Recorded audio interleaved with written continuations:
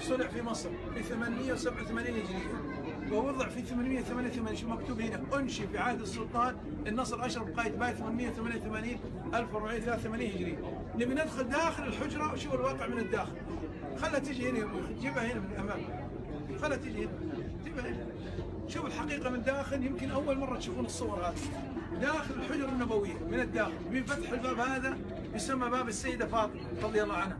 نبي ندخل من الداخل شوف الحقيقة الآن، لأنه كثر الكذب والدجل بالإنترنت والجوالات صور بأنه هذا قبر الرسول عليه الصلاة والسلام، ودجال يطلع يقول لك هو خادم الحجرة. لا يوجد خادم الحجرة إلا الرئاسة شؤون الحرمين.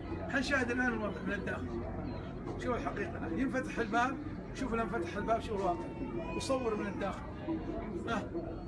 دخلنا مثلك مثل أي رئيس دولة إذا أراد الدخول من الداخل، وإحنا كموظفين ندخل عملية التنظيف من الداخل. إلى أن دخلنا إيش تشاهد أمامك؟ بلاط رخامي قديم من عهد الملك فيصل رحمه الله، محراب يسمى محراب فاطمة رضي الله عنها، خلفه موجود صندوق أو سرير فاطمة رضي الله عنها. حنشاهد وما هو سر هذا السرير. نبي ندخل من هنا، نبي ندخل من هنا، حنتجه نشوف المواجهة الشريفة، الروضة خلف الشبكة هذا. احنا متجهين من هنا، ثم ندخل مع الباب، ثم نيجي للمواجهة. شوفوا الآن، ها انفتح الباب، شايفين؟ اللي بيصور يصور يا اخوان، هذه أشياء يمكن أول مرة تشوفها، واللي بيصور يصور. شوف دخلنا من هنا، وضحت؟ لاحظ ايش تشوف قدامك؟ ستارة خضراء صح ولا لا؟ مغطاة بالجدار هذا. الجدار هذا اللي هو هذا شايفينه؟ هذا جدار بناه عمر بن عبد العزيز رحمه الله، مغلق مصمت ليس له باب، ارتفاعه 6 أمتار ونصف من حجارة الحرة السوداء مربعة الشكل مشابه لحجارة كعب المشرف. وضحت؟ لاحظ موجود هنا صندوق، هذا يسمى صندوق الصندل. هذا احنا وقت تنظيف من الداخل نحركه يمين ويسار، لكن مدخلينه وغطينه بالستاره. هذا كان يطيب فيه من طيب الصندل من الداخل. حنتجه للمواجهه الشريفه. شوف الحقيقه، شوف الان،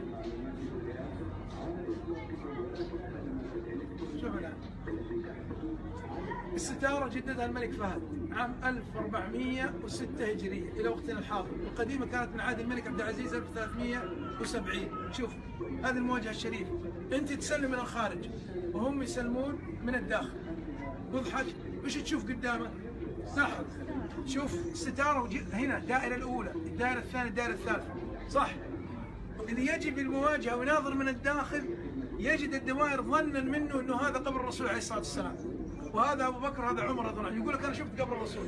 يا اخي العزيز، هذه الدائره محاذاه للوجه النبوي الشريف هنا، والثاني محاذاه لابو بكر رضي الله عنه، والثالثه محاذاه لوجه عمر بن الخطاب رضي الله عنه. حنشاهد الان سرير فاطمه وشوف ما هو سر هذا السرير او الصندوق. شوف الواقع،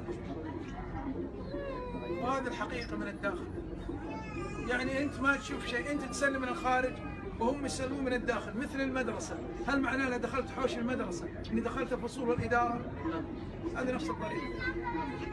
هذا شوف، هذا سرير فاطمة رضي الله عنه، وهذا كانت توضع فيه المجوهرات والهدايا التي تأتي من بعض السلاطين والحكام العثمانيين.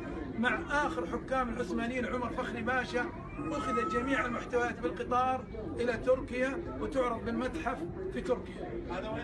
هذا خلف المحراب اللي شاهدناه. حنعيدها الآن من جديد، نعيده من جديد، اللي ما شاف يشوف. إلى الوقت الحالي موجود.